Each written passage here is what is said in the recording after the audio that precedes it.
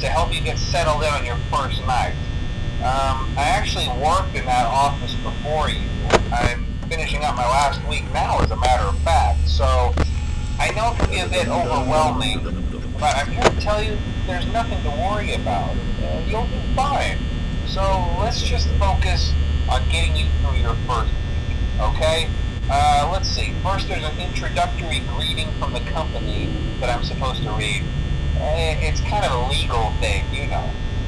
Welcome to Freddy Fazbear's Pizza, a magical place for kids and grown-ups alike, where fantasy and fun come to life. Fazbear Entertainment is not responsible for damage to property or person. Upon discovering that damage or death has occurred, a missing person report will be filed within 90 days or as soon as property and premises have been thoroughly cleaned and bleached and the carpets have been replaced. Blah, blah, blah. Now, that might sound bad, I know, but there's really nothing to worry about. The animatronic characters here do get a bit quirky at night, but do I blame them? No. If I were forced to sing those same stupid songs for 20 years and I never got a bath, I'd probably be a bit irritable at night too. So remember, these characters hold a special place in the hearts of children and we need to show them a little respect, right? Okay. So just be aware, the characters do tend to wander a bit. They're left in some kind of free roaming mode at night. Something about their servos locking up if they get turned off for too long. They used to be allowed to walk around during the day too, but then there was the bite of 87. Yeah, it's amazing that the human body can live without the frontal lobe, you know? Now, concerning your safety, the only real risk to you as a night watchman here, if any, is the fact that these characters, if they happen to see you after hours, probably won't recognize you as a person. They'll most likely see you as a metal endoskeleton without its costume on. Now, since that's against the rules here at Freddy Fazbear's Pizza, they'll probably try to forcefully stuff you inside a Freddy Fazbear suit. Now, that wouldn't be so bad if the suits themselves weren't filled with cross beams, wires, and animatronic devices, especially around the facial area. So you can imagine how having your head forcibly pressed inside one of those could cause a bit of discomfort and death. The only parts of you that would likely see the light of day again would be your eyeballs and teeth that pop out the front of the mask. Yeah, they don't tell you these things when you sign up. But hey, first station of the breeze. I'll chat with you tomorrow. Check those cameras and remember to close the doors only if absolutely necessary. Gotta conserve power. Alright, good night.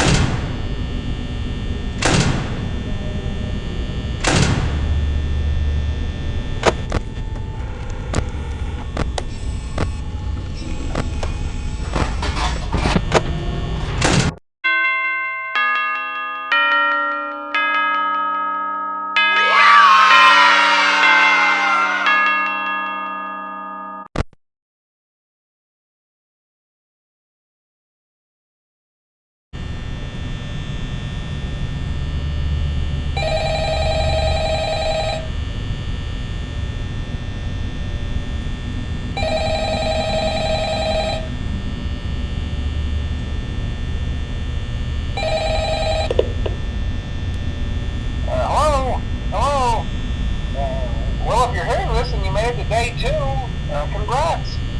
I won't talk quite as long this time since Freddy and his friends tend to become more active as the week progresses.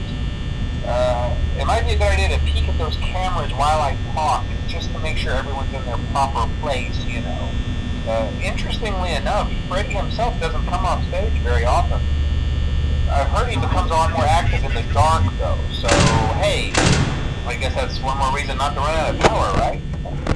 I also want to emphasize the importance of using your door lights. There are blind spots in your camera view, and those blind spots happen to be right outside your doors. So if you can't find something or someone on your camera, be sure to check the door light. You might only have a few seconds to react. Not that you would be in any danger, of course. I'm not implying that. Also, check on the curtain in Pirate Cove from time to time. The character in there seems unique in that he becomes more active if the cameras remain off for long periods of time. I guess he doesn't like being watched. I don't know. Anyway, I'm sure you have everything under control. Talk to you soon.